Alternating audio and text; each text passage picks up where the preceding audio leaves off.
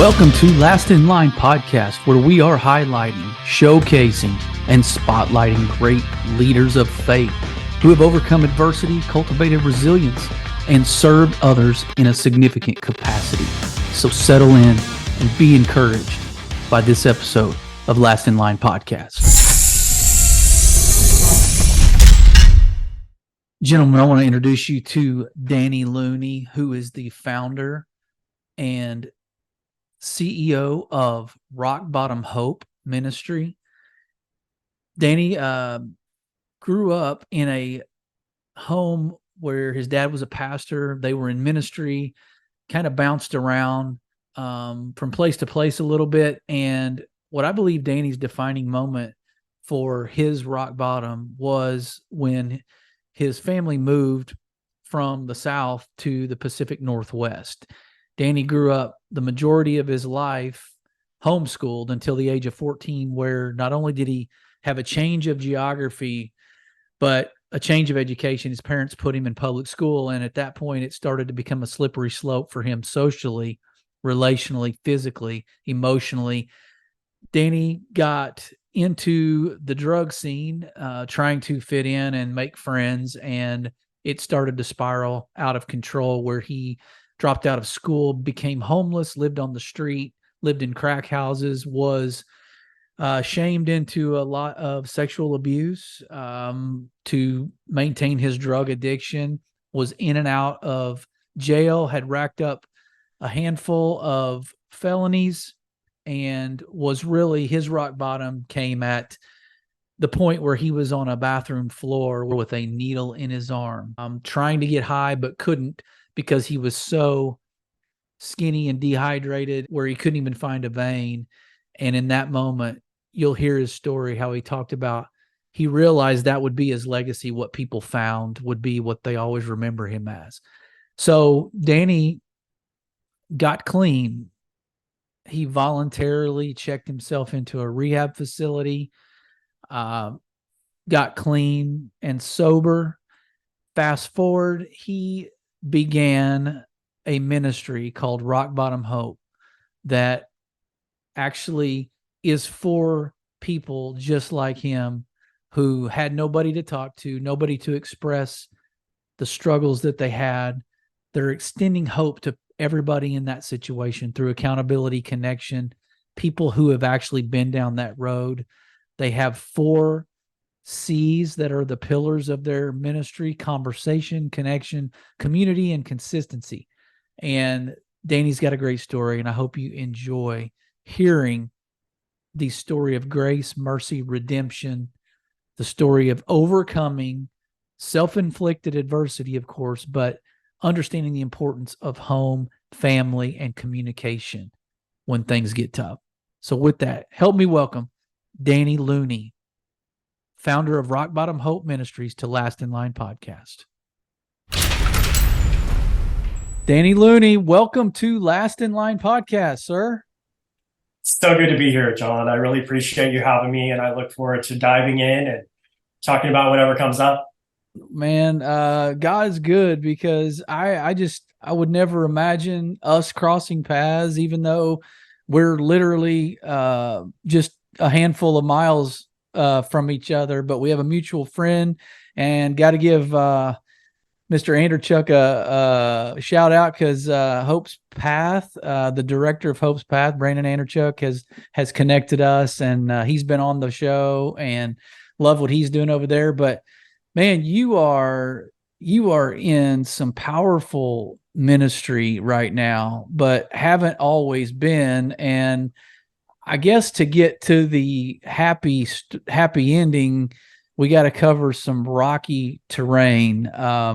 But before I do that, I got to read this quote to the audience off of your website, and I'm going to put the link in the show notes after this is over. But this is when you actually were considering taking your own life, and in your bio here, and I want to read this. I began to think about the person they would find if I died. They would see this homeless gutter junkie, and that would be my legacy.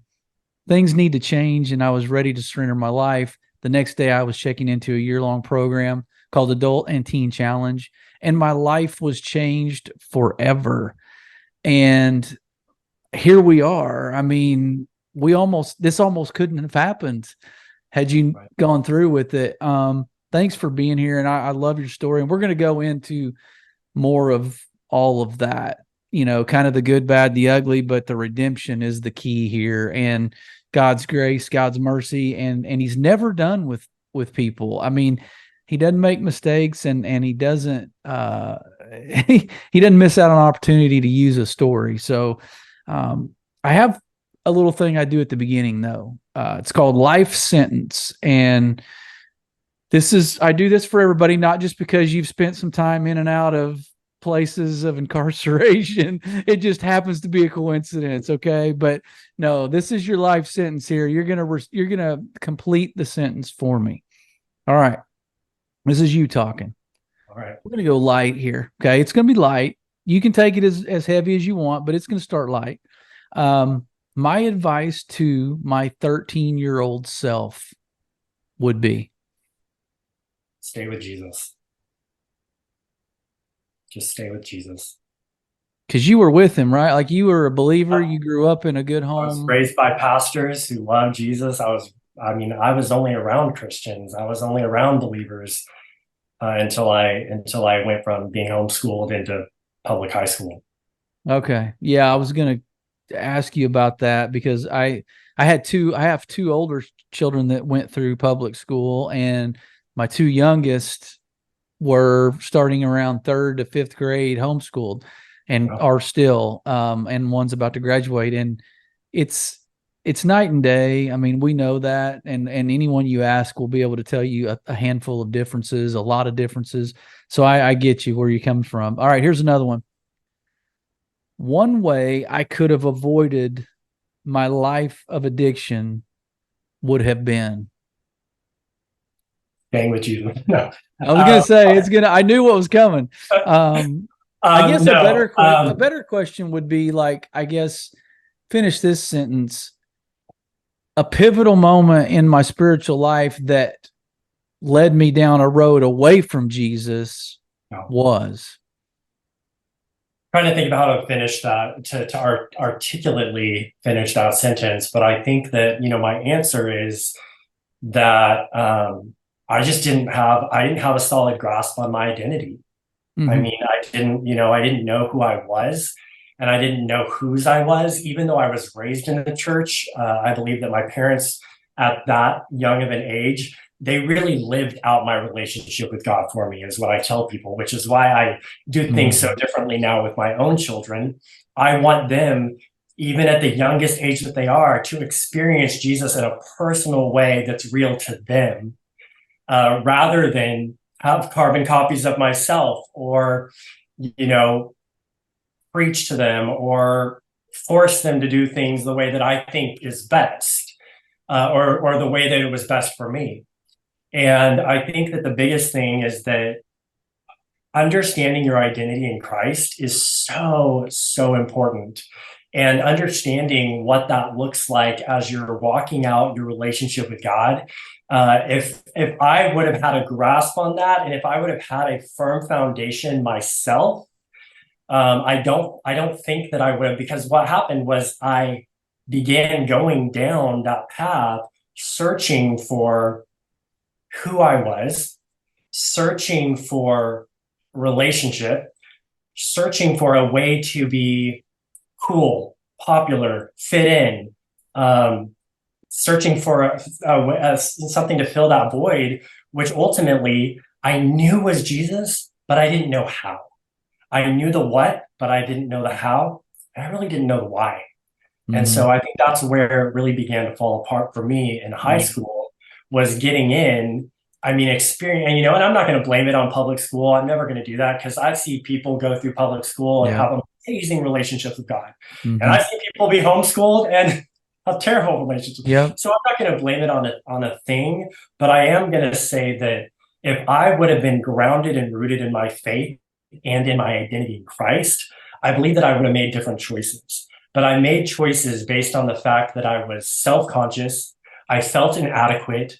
I didn't feel like I could live up to anything. And I was trying to find myself. And unfortunately, I tried to find myself in the wrong people, which ultimately led me to finding myself in substances, or trying to find myself and trying to feel better. Yeah. Yeah.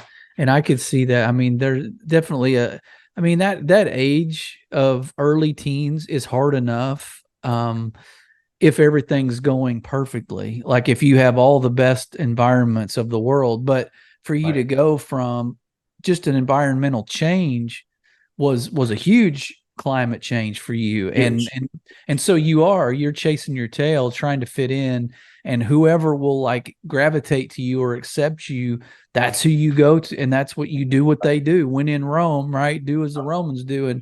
And so I guess that's what people, I mean, even if you grew up in public school, which I did, you're still looking for that group to identify with. Like, you're still wanting that relationship. And so, all right, well, I also think, if I can interject, I think yeah, it's please. important for people to realize that when I was homeschooled and where I was homeschooled, we lived in a small town in Mississippi.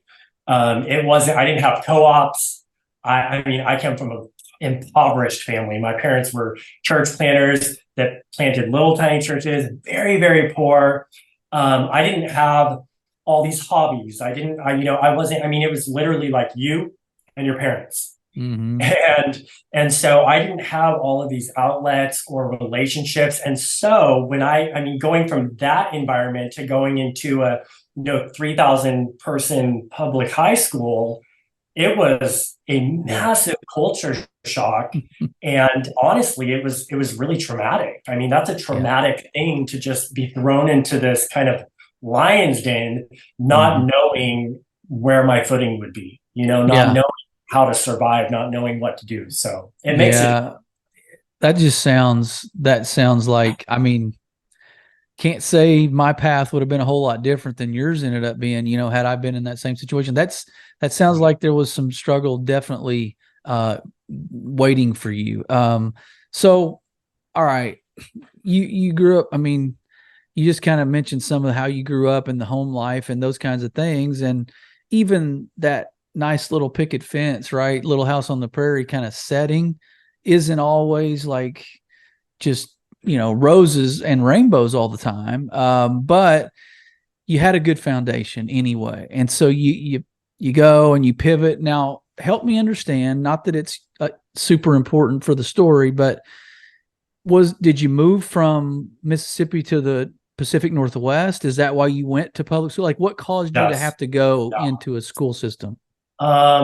I think that my parents were getting older. They were both working. So my parents were 40 when they had me. Got it. And so, the older they got, the harder it was to, raise a kid, and they both needed to work. They were both working, and they were both older, trying to make a living, all of that. We moved to the Pacific Northwest, and they just felt like it needed to happen. I can't say that there was like a aha moment, or at least that I know of. We haven't really discussed that, but they just felt like, hey, we can't do this right now. We gotta do work, and so we're gonna put you in school. And it was just the next step for me. So it wasn't that they necessarily wanted to. I'm sure, like, if circumstances would have been different, that they would have kept me home. But also, I don't know if that would have been the best for me, honestly. I think that either way, there would have been a fork in the road, and I would have had to come to terms with where my relationship with God was at. Did I really believe that he existed? Was I really going to continue that faith? And I think that part of me, in many ways, we could go so many ways with this, John, and I'm so sorry, but I think in many ways, I resented my parents and I resented the church. And as I got older, I think those resentments were becoming apparent. Yeah, and they turn into rebellion at some point too, right? And so, how about your dad? What was your relationship with him? And obviously, you said he's a little older, so about the time you're starting to become super impressionable and moldable as a young man, he's approaching my age, I hate to say, but 50. And so did you guys have the type of relationship, being that he was a pastor? I mean, he obviously knew foundational principles of fatherhood, and but he's busy, he's trying to make a living. So did you guys have a relationship where you could sort of have that talk if you needed to, or you guys were on a friend basis almost? Because you mentioned you socially you were limited. So they were kind of your everyday conversation, right? And your friend group. So did you have him as a sounding board ever? I did when I got older. But here's the thing, and here's why there's some resentments there. And my dad just died recently, so Okay. it's been a Sorry. pretty tough year. No, but I think that part of the resentment came from the fact that ministry came first for my dad, church ministry. Sure. And we talked about it, and we worked through all of that, and we came to some agreements on how things were, and he apologized, and we had an amazing relationship after I got sober. But when I was younger, I really don't feel like I had a deep connection with my dad. I really don't. I knew he loved me. That wasn't a question. But I just felt like I didn't have that deep relationship. My brothers probably had a closer relationship to him than I did. But I really felt like for him during that time of life, it was chasing a ministerial dream, and it wasn't as much focused on. Okay. Yeah. I wondered too, and I'm glad you said that. So I didn't know you had brothers. So I guess where I'm going with that is as you move totally across the country, you're thrust into an environment that is like socially stimuli overload and pressures and identity crisis. And was there ever a time, because your story, you just kind of go right into, all right, I started experimenting with drugs, right? And trying to be with the in crowd. And then that led to this and this. And then I left home and I was home. So, and we're going to get into that. But at what point, I'm trying to think for a listener that might, I don't know if they're in the similar situation or they know somebody who's got a train wreck just waiting to happen. Did you have a relationship with your brothers where you were like, hey man, I am going down a dark path? Or was there any sort of mentorship like that? So by the time I was 4, all of my siblings were out of the house. Okay. Um, Okay. so I grew up 4 and on as an only child. Okay. Um, Interaction with them though, as you got older at no, all, like they no. just kind of moved away and I mean, way later on, again, sure. after I got sober. Okay. Um, but the thing is that, between ages of 14 and 24, I burnt all my bridges. I mean, my family trusted me the least. I remember, going to my parents' house, we'll get into my story more or not, but Sure, I we remember going are. to my parents' house and bringing a girlfriend over, and I would, we're homeless, and I'd go upstairs, take a shower, and I'd come downstairs and hear them telling her, "You got to get away from this guy. You got to get away from him. He's gonna bring you down. His lifestyle is gonna hurt you. This is gonna be detrimental to you, And so it's like my family really got burnt by me, and Okay. I stole from my family.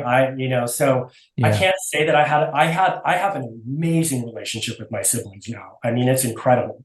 Yeah. But when I was Sure. younger, they all moved away. They were gone. Most of Okay. them were in the South, and I was in the Pacific Northwest. So Yeah. yeah. Okay. Well, then let's just go right into the timeline then a little bit. So during the experimentation phase, you obviously found a group that you gravitated toward in school, and turns out it might not have been the best group of people, I'm guessing.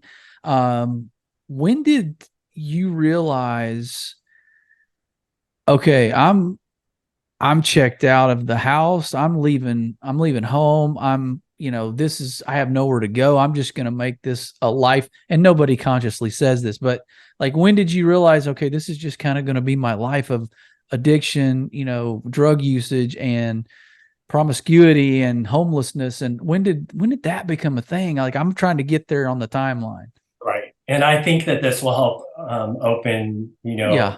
your eyes and everybody else's, is that Okay. like here, I was homeschooled, but by happen chance, I was exposed to a plethora of porn at a young age, 8. Okay. And, I started experimenting sexually on myself really young. Okay. And it was a hidden secret. It was my thing. I found this stuff. It wasn't my parents or anything like that. It was just a thing that happened. And I began having this secret thing that I didn't share with my parents. And I believe that was where the enemy really got a foothold in my life, because it was from there. I would go visit family, and I would sneak around, and smoke cigarettes because, and this was all before going into high school. So the rebellion and the experimentation and all of that started really early on for me. But I think that the really big problem with it is that it was so secretive, and it was like my little thing. And I felt like I was cool, and I felt like I was an adult. And I felt like if I sneak around and do this, because my brother smoked. So when I would go visit in Alabama, I would sneak around, I would steal cigarettes from cousins and my brother. And it was just like this secret thing that I had. And, the enemy loves nothing more than to get us in a place of secrecy, right? Yeah. Like if we've got this thing, not only are we isolating ourselves, but we're isolating the secret sin, and it just builds and builds and builds and ferments and ferments and ferments until it becomes bigger and it begins to consume us. Yeah. So I have this secret thing going on, right, that nobody knows about. I'm experimenting with porn. I'm, experimenting by smoking cigarettes, and it's all secret. It's all hidden. Nobody knows about it. And I'm just doing this little thing while at the same time, I'm living out this life for my parents as this like little perfect Christ following boy, right? Well, then that sets the tone for what it looks like when it's like this, it's just my little thing, to now I'm put into this place where all of this stuff is happening. All of these parties, all of these teenagers are doing things. I'm exposed. And then I suddenly start thinking, oh, this is socially acceptable. All of these things that I've kept hidden, that's been my little thing. Now I'm in a place where, oh, hey, but all these people are doing it. This is totally fine. So now not only am I having this culture shock moment with all of these people, but I'm also in a place where I feel like, oh, well, this is what I've been searching for. I can like do all of these things with all of these people, and I can still keep it a secret. Unfortunately, I went so fast, so hard, that didn't remain a secret very long. I mean, I was 14 years old when I went to my first party, and man, I tried ecstasy, and I had my first sexual experience with 12 other people in a room, all much older than me. And the rest is history. I mean, I thought that I found this thing that was going to make me feel so good and fill this void that I had been feeling. And I felt like, I'm an adult now. I can do these things. I'm 14 years old. Like, it's crazy. And what's so crazy is that this was this was like early 2000s, and you think about what the kids are experiencing now. I mean, however many years later, it's crazy, man. But I felt like, okay, this is it. When I do drugs, I feel better because I'm high, and I'm suppressing all of this guilt, all of this shame, all of this conviction, all of this secrecy. And so I just pursue it even more. And that's where it just became a spiral. I had just barely turned 15. And I've talked about this with my parents, and I've forgiven them, and we've walked through it. But I was barely 15, and they wanted to move from Washington to Oregon. And I said, I'm not going to go. And you know what? They didn't do anything about it. I ended up moving into a crack house. And from the ages of 15 to 18, man, I experienced the worst of the worst.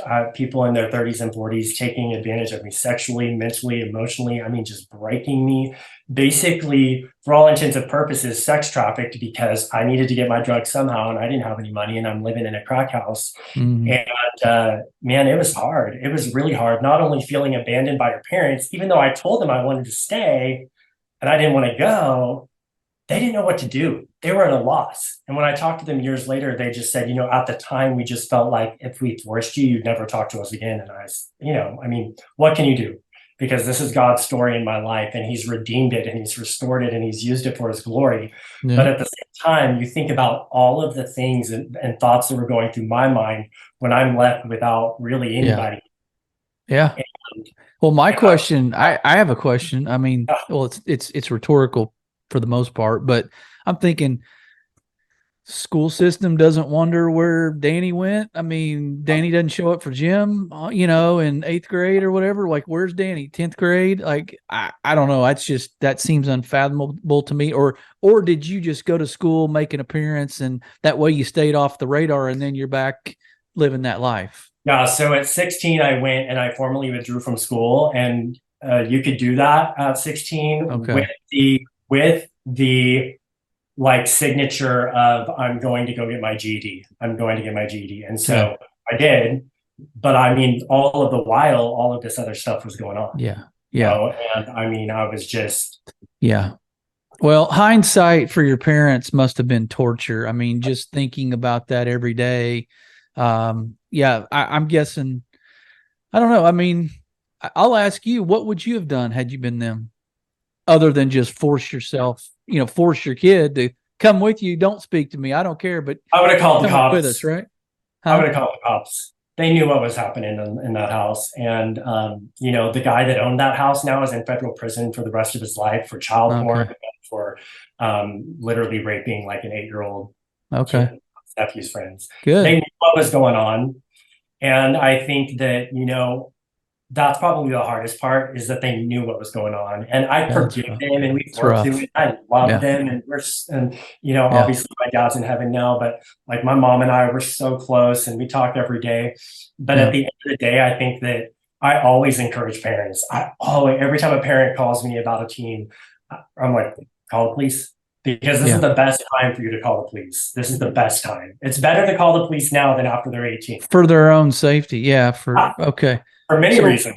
Yeah. Well, okay. So take me down like the mental track that you were like as a teenager, and then now knowing what you know now, like help some people right now what's the mindset like of, I mean, when you get in such desperation mode that you were in, right? You really were in survival mode, which creates desperation a lot of times.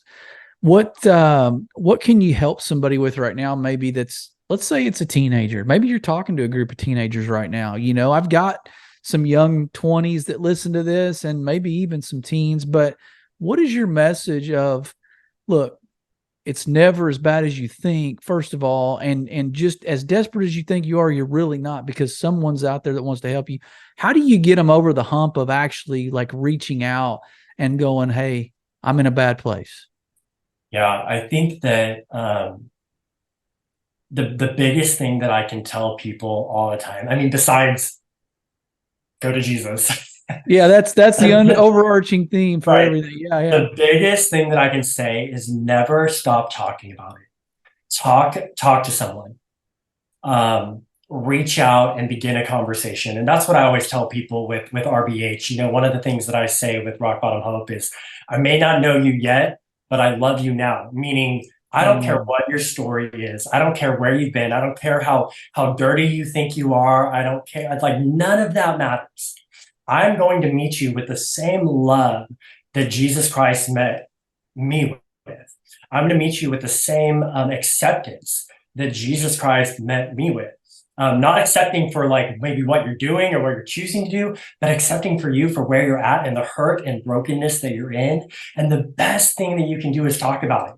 Yeah. Begin having that conversation, because the thing is that we get so caught up in our thoughts, and we get so wrapped up in our mind about what we think life is or who we think we are. And the more that we dwell and on those thoughts, the Yep. more that we're like suppressing all of this stuff. I just met with a guy over the phone the other night that called and was just, I mean, experiencing this major panic attack and feeling like, man, like my life is horrible. And we literally talked for an hour. And at the end of the hour, he's like, wow, all I needed to do was talk to someone about it, because Yeah. all of these thoughts and all of this anguish and all of this paranoia and all of this hurt was there, but it was just there. And so that's all he could dwell on. But as soon as he began to get it out, and I began to say, well, that's a lie. That's not the truth. Oh, well, Yeah. that's a lie. When you begin to talk about it, man, you take the power away from your thoughts and you begin to express what's really true. And you're able to talk with somebody else that's going to call you out and say, well, not in a bad way, but, oh, hey, no, that's a lie. Yeah. And Your the word's so much enemy, more.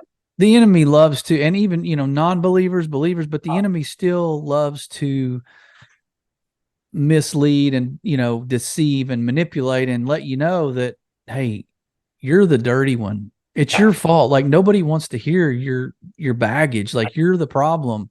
Right. And so people just bottle that. Like they're believing that. And I'm glad that, yeah, it's good that you pointed out that those are just lies. And the more you verbalize them, we can expose darkness, once we get it out to light. So, okay. So talking about it to your own advice, like what's the closest, like you ever go down memory lane? I'm sure you do. Like I'm sure unwanted memories just pop back in your head. I mean, they do me, and I didn't go down near that road, but what's the closest you got? Can you remember a time where you were maybe on the verge of like telling somebody, where you were this close to that parachute? I didn't plan to ask that question either, but I think God Here's the might deal. be on this one. Yeah, here's the deal. For me, I was pretty open about, where I was at. The problem is that, and you'll have people that are like this, is that I needed to hit my own rock bottom. Mm. And many times, people will need to do that. Mm. I think that talking about it is the first step, and I think it's really important. But my thing was that, I mean, I had talked to pastors, I shared with pastors, I was pretty open with my family. I was kind of like arrogant and rubbing it in their faces, like, look what you made me do. Like, now I'm a disgusting drug addict and I'm homeless. I've placed a lot of blame on other people, which was totally wrong. What about before that? What about like right before the wheels like fell off, like before you checked yourself out of school, before they moved, like when you're 14, 15, you just get into public school and you start feeling, okay, I'm doing some things that not normal 14, 15 year olds do. Like, was there ever a time that you felt like I might need to get somebody involved here? Or I mean, 14, 15 year olds just aren't that mature yet. I don't know. I certainly wasn't that mature. And here's the other problem with my scenario is that I had just moved there. We had Yeah. just moved to Yeah. Washington, Yeah. and I didn't really know anybody. I suppose I had maybe some old family friends that we'd had previously when I was much younger and lived there, because we lived there when I was like 3 years old. Okay. Um, but I think that I was already so broken because of all of the stuff that I had been suppressing, that for me, I didn't think that I could fix it. Too far gone, right? And I also Yeah. didn't think that I wanted to fix it. Okay. Um, That's key. yeah, I think that I was still so starry-eyed that, like, the way that, and I guess leading up to using drugs, I could have talked to somebody, but again, in my case, because I was already used to living kind of in secret and keeping things quiet, that's why I encourage people to talk about it. Because if I would have gone to somebody right when I had experienced that first interaction with porn and had a conversation, if I had felt close enough with my dad to be able to go to my dad and be like, oh, hey, like I found this, but I didn't. And that's why I encourage people, especially parents too, of younger children, check in with your kids and ask them what they've seen. I just got through a week ago having a conversation with my son on the way to school, and I said, hey, I love this group of guys you're hanging out with. Can you tell me what they like to talk about? I know my son is super honest with me, but I ask him some hard questions that sometimes he's embarrassed of me asking, but I ask him the hard questions. Hey, do your group of friends like to talk about sex a lot? Do they talk about girls a lot? What do they say about girls? You know, and I ask these questions and I begin these conversations, and I think that a lot of parents find it awkward or tough to bring this up. But I'm telling you, that if I was experiencing that kind of stuff and I was homeschooled and I was 8 and 9 years old, your kids, if they're, especially if they're in public school, but no matter what, there's going to be stuff, and you've got to begin those tough questions, and you do it in love, and you do it in a way that invites them into conversations. And I guarantee you, if my parents would have been having those conversations and asking me those questions, I think things would have been different. Yeah. And, gosh, I'm close with my kids. Like I'm very, and we've raised them in church. And like you said something like maybe in the first 5 minutes that really just kind of hit home is their faith, of course, has to be their own. And I can't have a carbon copy of me spiritually for it to stick long term, right? It needs to be their unique individual relationship. But still, I mean, we've raised them in church. We've talked to them. We check in. We're overly, I think, sometimes a little overly involved. But I don't know that my kids would come to, if I don't know they'd come to me and say, "Hey, I saw this ad that made me feel some kind of way, and I took it a little too far." And I don't know that they would do. I wouldn't have done that with my dad. Now, granted, that was a way different relationship, but I'm just saying, I hope kids are talking to somebody, even if it's not their parent. That's why you get them with like older mentor, youth pastor friends that other dads even got. I mean, I've given permission to other dads to like step in and ask my kid a question if you want, hold them accountable right then and there, like call them to the carpet if you need to. So yeah, it takes more than just us as dads, but something was interesting a minute ago when I asked you about how close you came to like actually talking about it, right? And asking for it. You got a little, I could see it affected you a little bit. Was it because you realized that there may not have been a fix before you needed to experience that rock bottom? Was that part of what made it hard for you to say? I think so. Yeah. I think it was, I also think that it's hard for me to think about because I just really don't feel like I had anybody to really talk to. Okay. And that's part of the reason why Rock Bottom Hope is birthed out of my own story, because we provide people that have been there and can identify their rock bottom moment that are ready and willing to have those conversations, and we're just meeting people relationally. We're not therapists. We connect people to therapists, and we have amazing relationships with clinics and individual therapists that we vetted and love, and they refer to us and we refer to them, because we understand the importance of having somebody that you can begin a conversation with, because people feel alone and they feel like they can't share any of this stuff with anybody. And I think that was probably the hardest part of growing up the way that I did and in my teen years, and then having my parents leave. I mean, they weren't there. They weren't available, and this was, I didn't have a cell phone. This was before I wasn't rich. Only the rich people had cell phones, And so I couldn't get a hold of my parents when I wanted to get a hold of them. I just lived in a crack house and tried to make the best of the abuse that I was experiencing every day. Yeah. And that's why it's so important for me through our organization that we provide people and ways for people to reach out and begin a conversation and talk about it. And I can't tell you, how blessed we are to be able to do that, and how blessed people are when they know that somebody's going to meet them with love. And that's cool. Yeah, that's cool. And by the way, don't let me forget, I got to get one of those hoodies.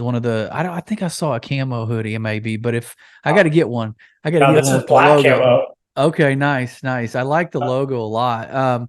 So that's your ministry, Rock Bottom Hope. And I think the audience, I would be remiss if I didn't ask you to take us through your rock bottom moment, which I kind of read part of it. But you're trying to find a vein apparently in the bathroom floor at one point. So take us, I guess, give us like the surface, level thumbnail sketch of that moment and what kind of light went on. Yeah, so I started using hard drugs at 14 and was arrested for the first time at I think 15 or 16, and it just progressed from there. After I was 18, I collected a few felonies, and then I ended up with 6 total at the end of it all. But 24 years old, homeless on the streets, found myself next to a toilet, trying to hit a vein, couldn't hit a vein. I was 115 pounds, sores all over my body. And, I'm almost 6 foot. So 115 pounds is pretty dang skinny. Count every rib in my body, right? Teeth are rotting out. These are totally fake. Teeth are rotting out of my head. I couldn't hit a vein because I was too sucked up. There wasn't anything to hit. And I remember looking over and seeing that bag of dope. And for a split second, I just had this flashback of why I started using to begin with. And I remember thinking, man, I started using so that I could have friends, so that I could hang out with people, so that I could have relationships. And now my only friend is this bag of dope. I can't have any friends because they might want my drugs. I don't want to share my drugs because I need my drugs. And it was then that I recognized that this was the legacy. If they found me dead, this is what they would see. This is what they would find. And this is what they would remember. And for the first time, I looked in the mirror and I really saw myself for what I had become. And I just remember thinking this was the legacy that they were gonna find, and this is the legacy that I was gonna leave. And this is exactly how they were gonna remember me. And I can only tell you that it was the most beautiful sense of love and acceptance. And I just felt like I really felt the power of the Holy Spirit in that moment. And I remember really hearing in my heart, Danny, I'm faithful to meet you where you're at. And I'm just as faithful not to leave you there. And it was in that moment that I recognized, I don't know how I'm going to get better. I don't know how I'm going to quit the drugs. I don't know how I'm going to live life. I have 0 education. I'm 24 years old. I've barely held on to a job. I have 6 felonies on my record. But I know that I'm going to be okay. Mm-hmm. And the next day I checked myself into a 1-year rehab. And, the rest is kind of history. Wow. I mean, and part of that too, that story that I think is really remarkable, besides the work you're doing, because I think that's just everything's kind of come full circle to you helping those people. But talk about how your record got expunged. Like, I don't see how that I know that's God, but what was that like? First of all, what's so cool is that in 2018, we adopted a little baby girl who's really a lot of rock bottom hope began to be built out of this situation. But we found out about this mom who was sleeping in a shed, eating meth, frostbitten on her fingers and toes, 38 weeks pregnant. And about 9 days after we found out about her, we came home with baby Chloe. And I was able to adopt her with all of the felonies on my record.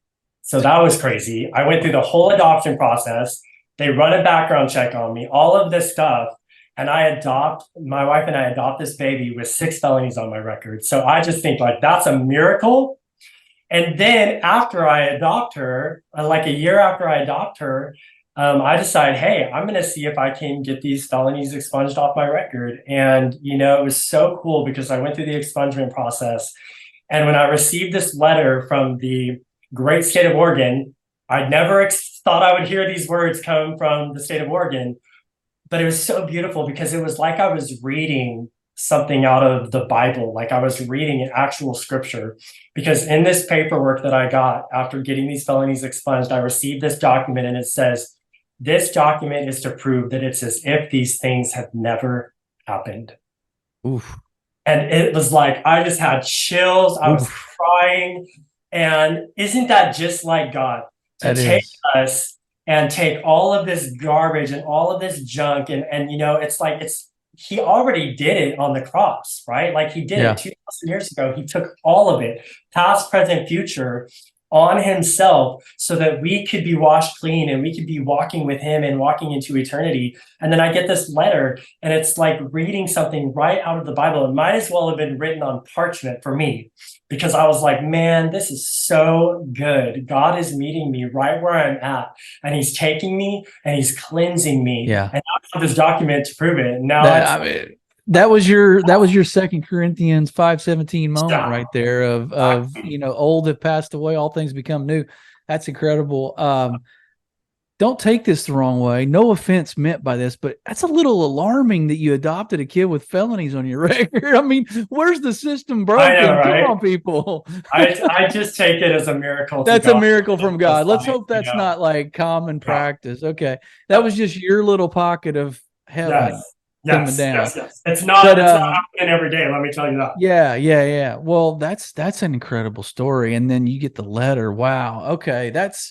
So you've got a clean slate on life, really. I mean, how do you, I mean, God's redemption's great. Like I've done some things in my life and I've been forgiven, redeemed, but I still can't sort of keep some of that from creeping in occasionally, right? I mean, we still have an enemy. He can't force us to think certain ways, but we still, as people, humans, right? Our minds still go dark sometimes. Okay. What do you do in those moments? How do you keep those moments out? How do you keep those out? Or is it maybe a little healthy to have those come back and go, I'm never going to go back there? One of those. I still have dope dreams. 15, just celebrated 15 years clean and sober. And Congrats. I still have dreams of getting high. And in the moment while I'm dreaming, it's like amazing. But then I wake up and I think, oh my gosh, did this just happen? Yeah. And I always reach over and I feel for my wife because I'm like, if she's here, I know that I didn't get high because she went proud. And so I think that there's some healthy things to remembering. The thing that's not healthy is, like we kind of started out talking about, is entertaining the lies of the enemy. Sure. The enemy, he can't read our thoughts and he can't make us do something, but he can whisper lies into our ear. And I do believe, what it says in the word, that the enemy roams about like a roaring lion, seeking whom he may devour.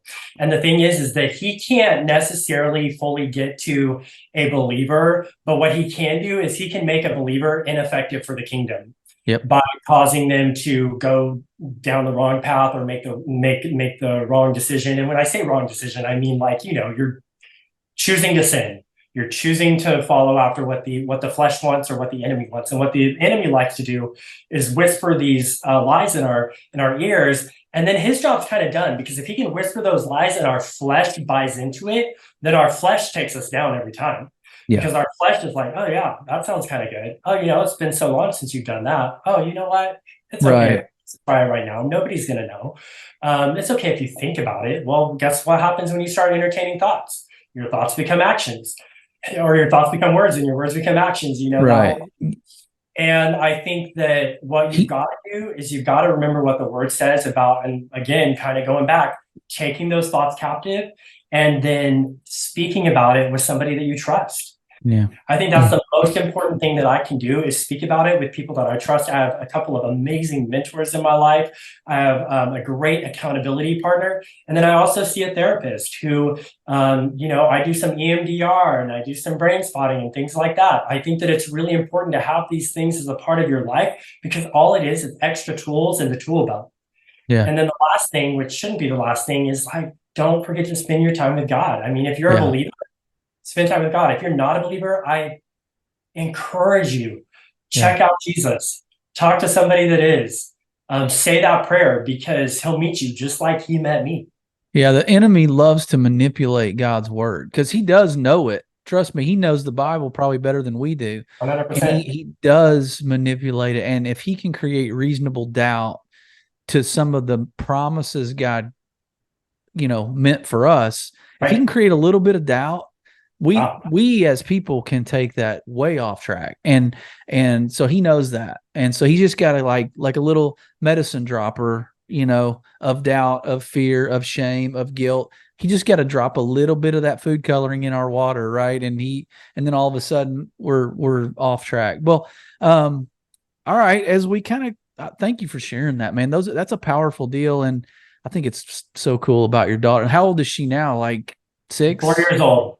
4. Oh, Now I she'll thought you be said 5 December 2018. 1st. Okay. All right. Well, that's awesome. Like that, geez, that is a story in and of itself. But so now you start Rock Bottom Hope in what, 2020? Was it 2020? January 2020 is our Okay. official launch. 2020, right before, the the shamdemic, I guess, right before it. And so how did you come up with this plan? Like, you had a dream, God just kind of lightning bolt moment you and said, hey, you're gonna create a platform and a resource for people who have been to the same rock bottom you've been to. Like, how did this come up? And it probably didn't take much prayer for you to go, yeah, I'm on board, Right. Yeah, so I served as a campus pastor for 8.5 years for a multi-site church, and in 2018, that happened with Chloe, and I was still on staff there and serving and working, and we really got a fast or rewind to 2015. My wife and I were sitting on the porch, and I was having a cup of coffee, and we were chatting, and I was talking about a book I would want to write. And huge shout out to my wife, because I said, yeah, I want it to be when I write an autobiography, I want it to be something about rock bottom, but I want it to feel positive, but I want it to say rock bottom. And my wife says, what about rock bottom hope?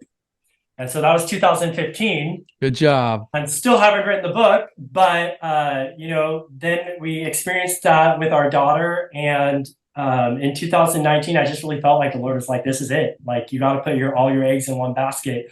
And thankfully, we were in a position that I was able to, I had a different kind of, bivocational job. I had a job on the side, and I was able to resign my position at the church, had an amazing send off. It was awesome. Shared kind of what God had laid on my heart. And then in 2020,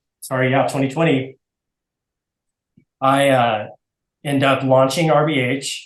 And as we're leading up to it, I'm thinking, oh, it's just going to be me, and I'm just going to kind of be a local missionary.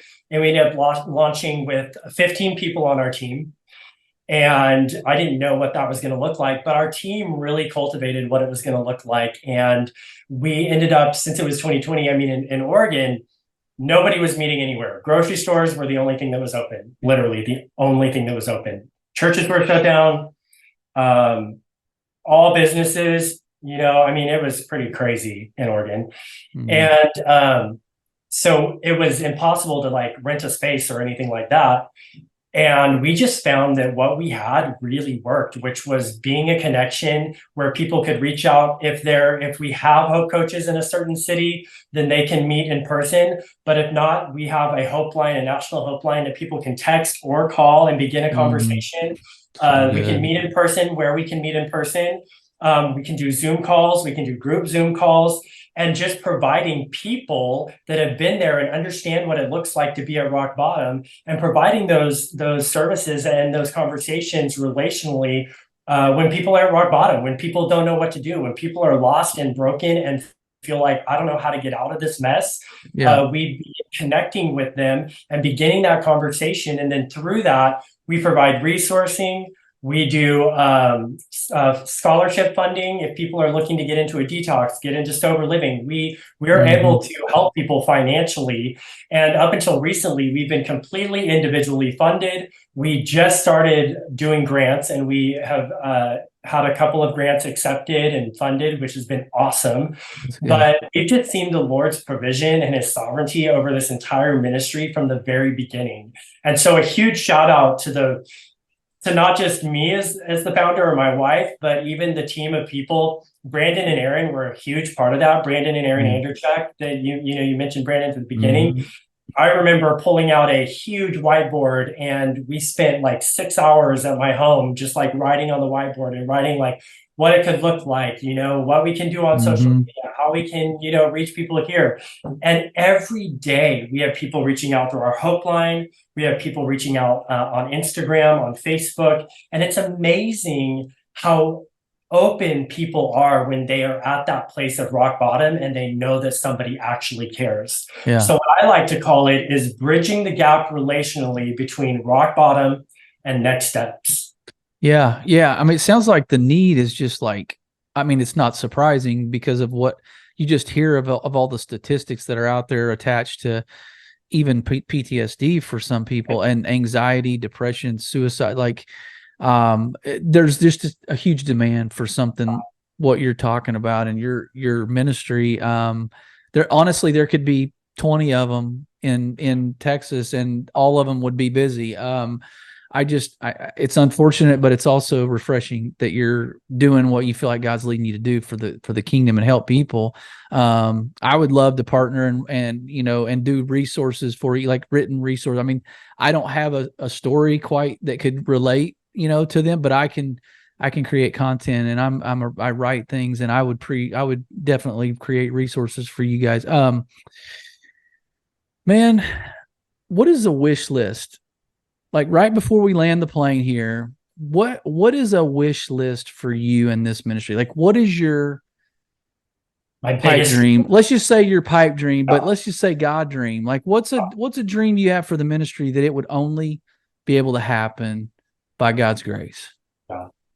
I know exactly what it is, and it is that I believe that this is my God-sized dream. I believe that God is going to give us a massive property that is like just a little piece of paradise. And I don't know where it's going to be. Maybe it's going to be right here. I don't care where it's at, honestly, because it'll be a place that anybody from anywhere can come and press reset on their lives, anywhere from 30 days to 1 year. And it's not going to be just a rehab. This is going to be a straight up refreshing discipleship, community-run facility where anybody, and there'll be a men's facility and there'll be a women's facility where anybody can come and just press reset. And it's going to be called RBH Reset. And it's going to be where anyone in the world can come to and press reset on their lives and experience the fullness of God's love, the fullness of his discipleship, the fullness of community that loves them and will meet them where they're at. And we're going to work holistically with people and with families. If they've got families at home, we're going to provide therapy for families at home. And we want to see revival happen across the world. And we want to see people really be able to, the problem is that there's not a lot of safe places for people to just go press reset. And also, dude, places are expensive. It's crazy. I work with these places all the time, and I'm always just blown away. Like, we got to have some places that are legit that don't cost $50,000 a month. Sure. We got to have some places that people can come and just worship Jesus and be immersed. And not that the church doesn't do it, but this is going to be totally different. This is going to be like a intense, immersive experience in God's transformative power.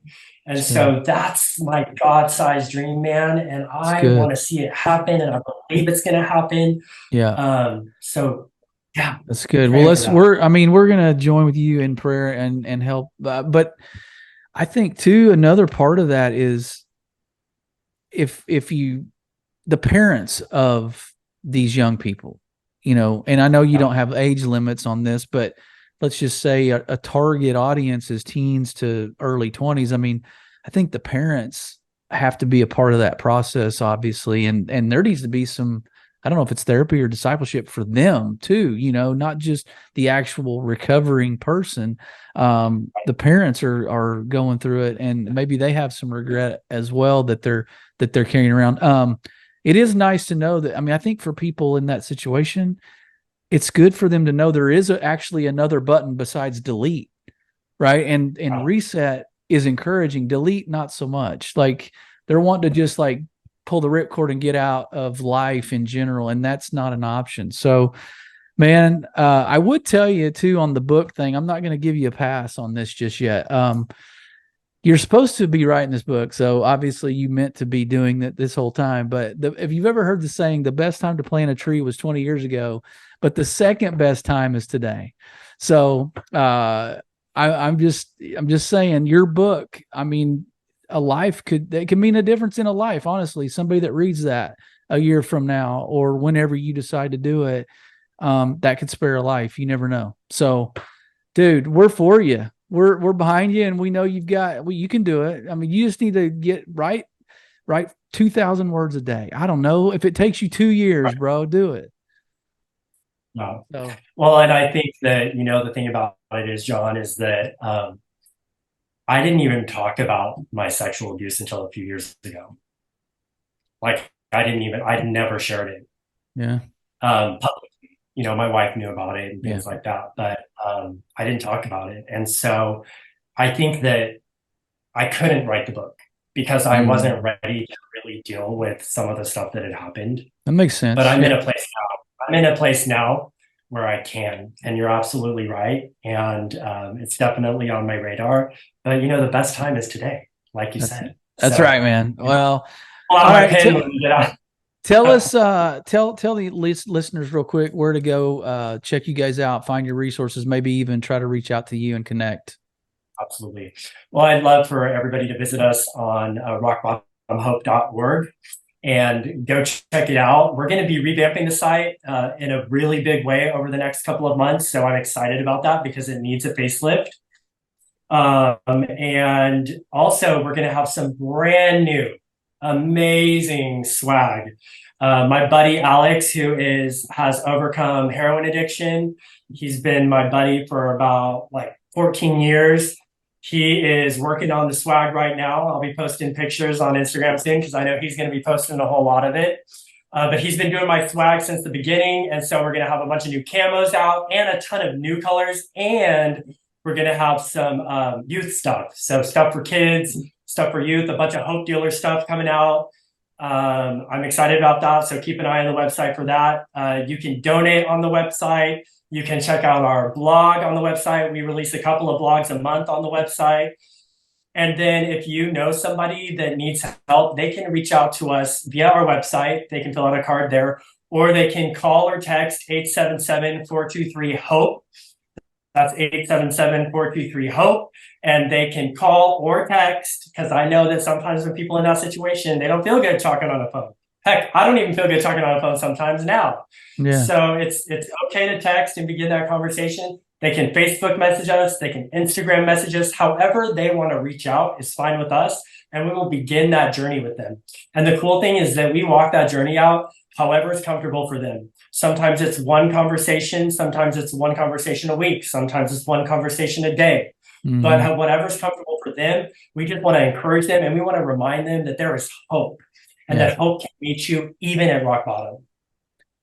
So good. That's so good. And I can't wait to see where this ministry goes, man, because it's still, early. Like, it's still early in the process. This thing's still just a baby, right? Still just a toddler. So the sky's the limit for you guys. You're going to triple the size of your team within probably 16, 18 months, I'm guessing. So, man, audience, this has been full of gold, and I don't know if I'm going to do a good enough job putting the notes in there, but I'm going to give it a shot. But you may have to listen to it twice. With that, he has been Danny Looney. We've been last in line. Be blessed.